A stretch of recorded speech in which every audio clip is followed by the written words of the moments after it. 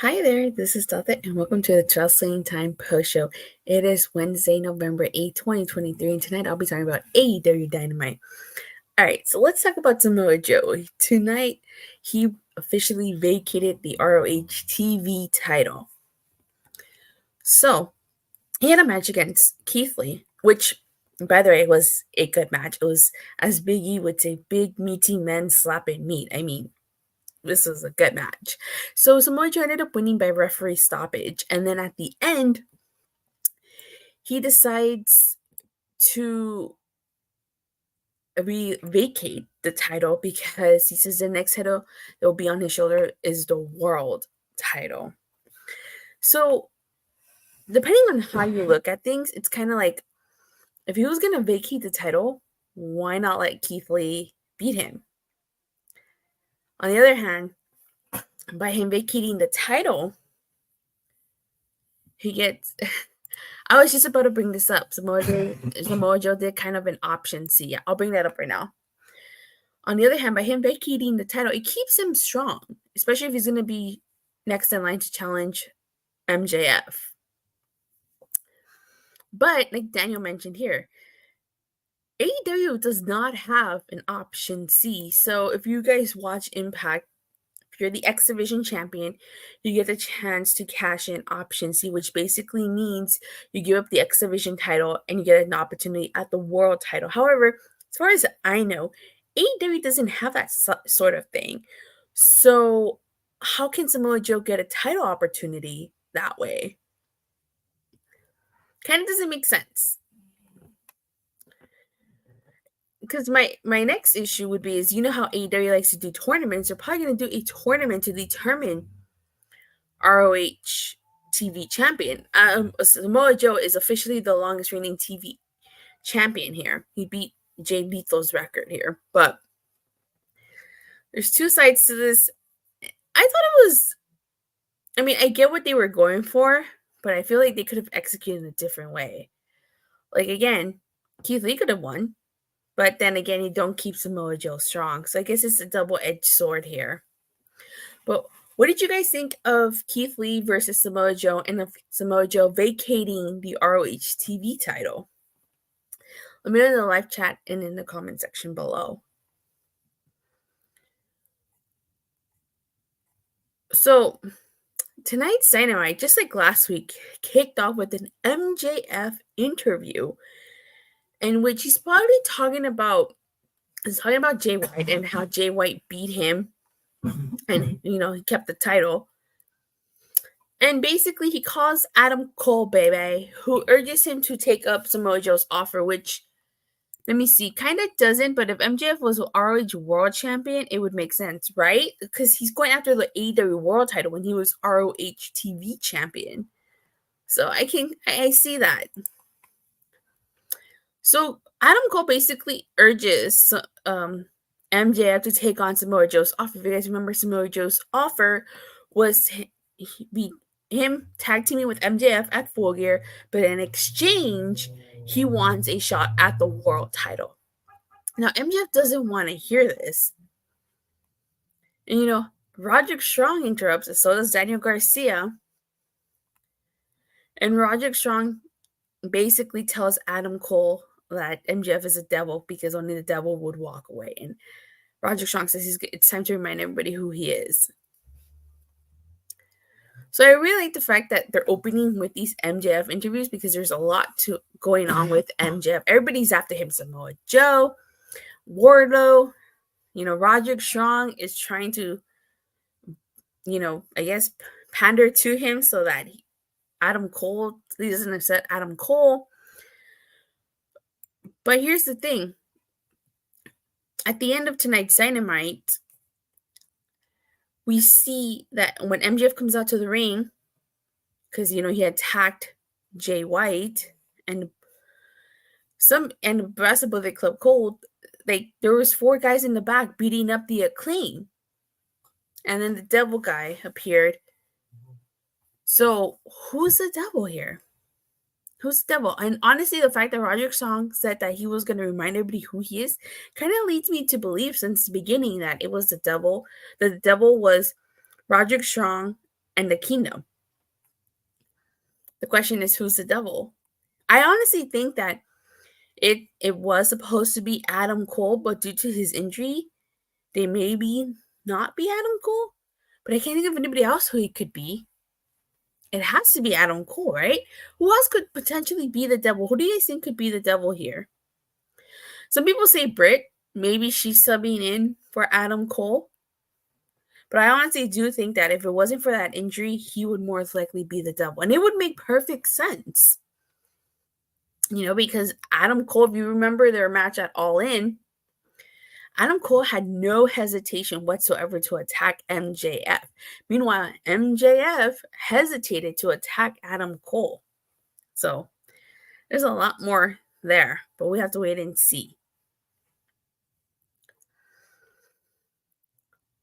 So we get the AEW World Title match. It's MJF versus Daniel Garcia. This wasn't a bad match. I thought it was it was pretty predictable that MJF was going to win here. I don't think there was any chance that Daniel Garcia was going to win. MJF won by submission after he put Daniel Garcia in the salt of the earth. Now, interesting thing was MJF was going to extend his hand to Daniel Garcia, but Cool Hand and Daddy Magic stopped him.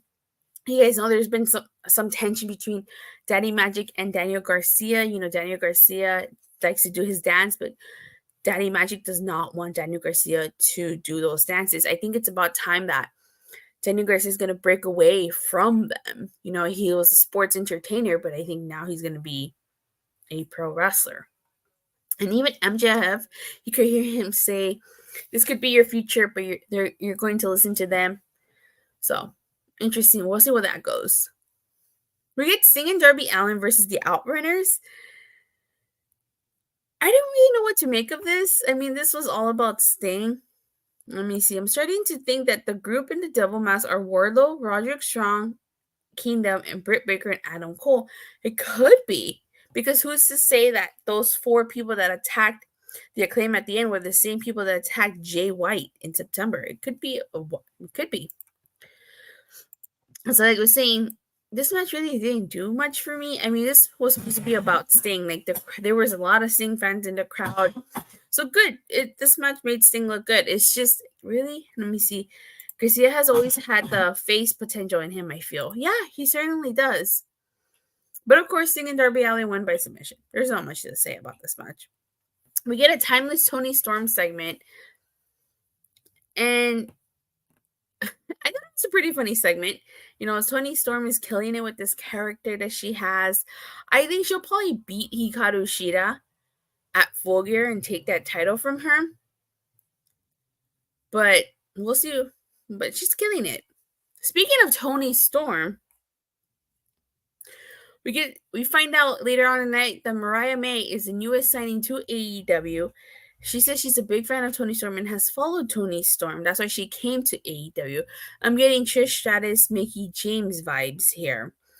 Could they pull it off? Maybe. I think with the proper booking, they can pull it off. However, you have to ask yourself, who is Mariah May?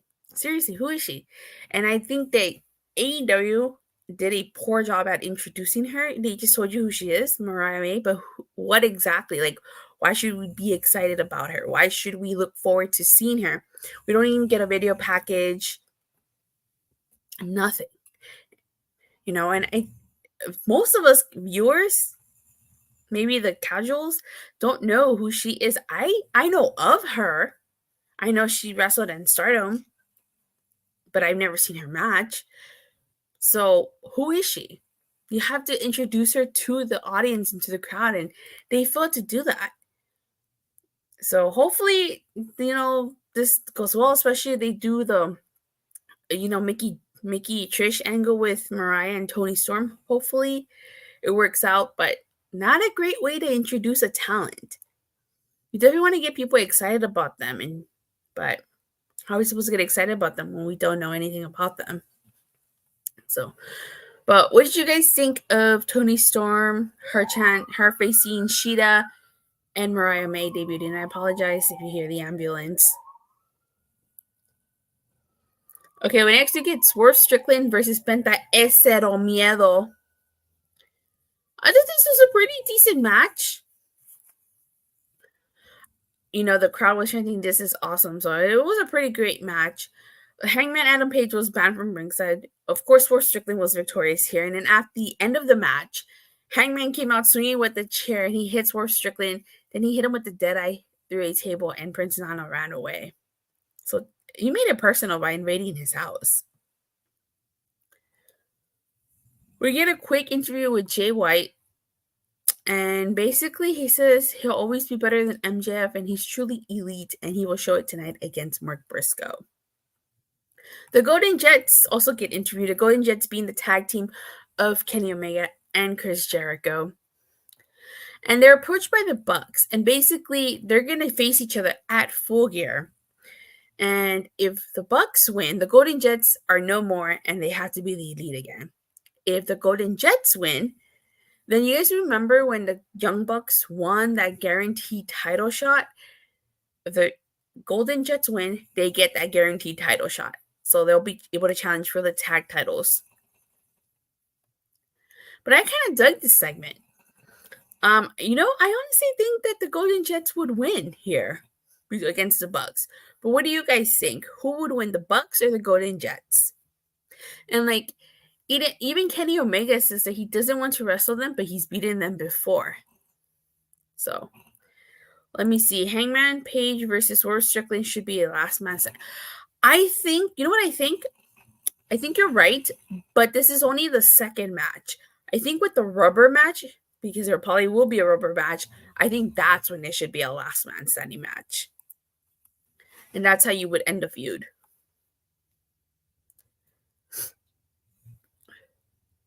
So, let me see.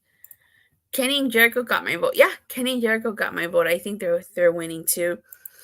I really like this Orange Cassidy interview. Like, you hear him talk like he was serious, which is rare for Orange Cassidy because he's hardly ever serious. But he basically says he has to beat Jon Moxley in order for him to be the international champion he knows he is.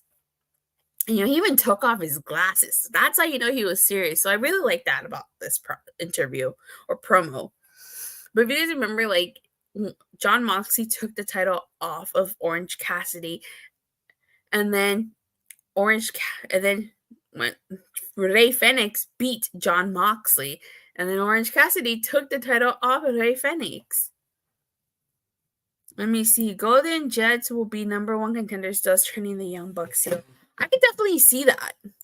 I definitely could see that happening. So in the tag match, you get the Guns versus the Bollywood Boys. This was an enhancement match. What more is there to talk about? The Guns won. And they basically, at the end, the Guns cut a promo on MJF. And they basically call him a liar. They say he's an embarrassment as a talent. And, you know, they got 2 awards for him. Guns up. And, you know, MJF is watching this backstage. And he's approached by Samoa Joe. But MJF just walks away. So Jon Moxley cuts a promo. And he's basically saying that at Full Gear, it's gang warfare. And he questions what kind of example is Orange Cassidy setting for Hook. We had Julia Hart versus Red Velvet. This wasn't a bad match. I thought it was a pretty decent match. You know, commentary noted that Red Velvet just came back after 9 months away due to an injury. This is her first match back, and it doesn't look like she's missed a beat. Julia Hart was victorious here. Then at the end, she did the Heartless to Red Velvet, and Sky Blue, or should I say Dark Blue, came out, and she had this weird stare off with Julia Hart, and then Willow and Chris Statlander came out, and they were all just kind of standing there.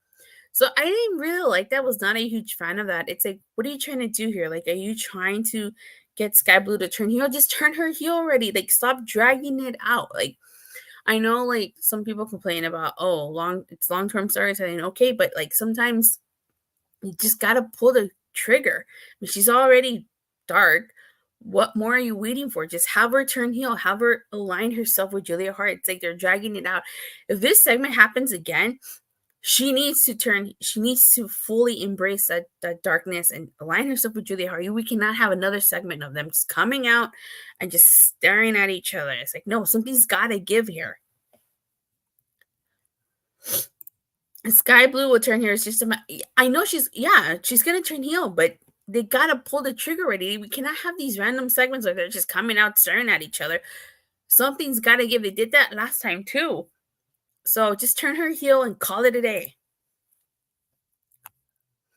So the main event ended up being Mark Briscoe versus Jay White. The winner would face MJF at Full Gear. Again, thought this was a good match, but it was obvious Jay White was going to win here. And like I said earlier, MJF came out and attacked Bullet Club Gold. So I'm going to end my review right there because we talked about what happened at the end. But overall, we're going to Full Gear.